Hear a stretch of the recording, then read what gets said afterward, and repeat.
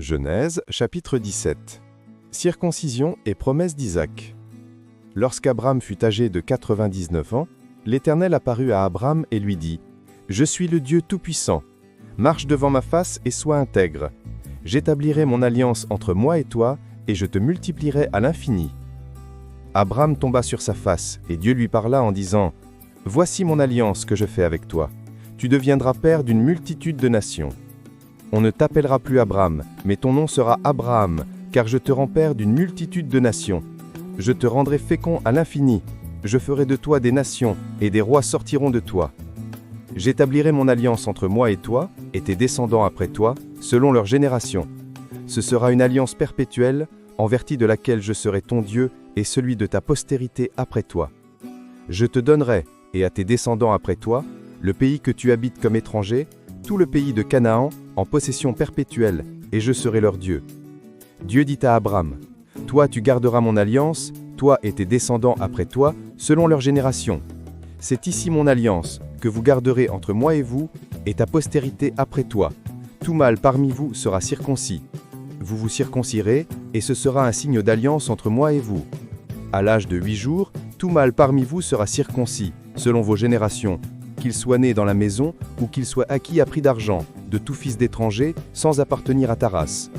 On devra circoncire celui qui est né dans la maison et celui qui est acquis à prix d'argent, et mon alliance sera dans votre chair, une alliance perpétuelle. Un mâle incirconcis, qui n'aura pas été circoncis dans sa chair, sera exterminé du milieu de son peuple. Il aura violé mon alliance. Dieu dit à Abraham : « Tu ne donneras plus à Saraï ta femme le nom de Saraï, mais son nom sera Sarah.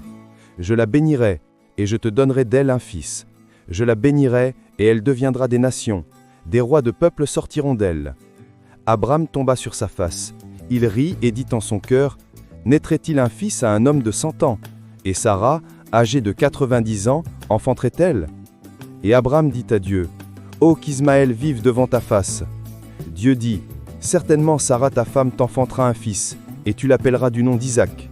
J'établirai mon alliance avec lui comme une alliance perpétuelle pour sa postérité après lui. À l'égard d'Ismaël, je t'ai exaucé. Voici, je le bénirai, je le rendrai fécond et je le multiplierai à l'infini. Il engendrera 12 princes, et je ferai de lui une grande nation. J'établirai mon alliance avec Isaac, que Sarah t'enfantera à cette époque-ci de l'année prochaine. » Lorsqu'il eut achevé de lui parler, Dieu s'éleva au-dessus d'Abraham.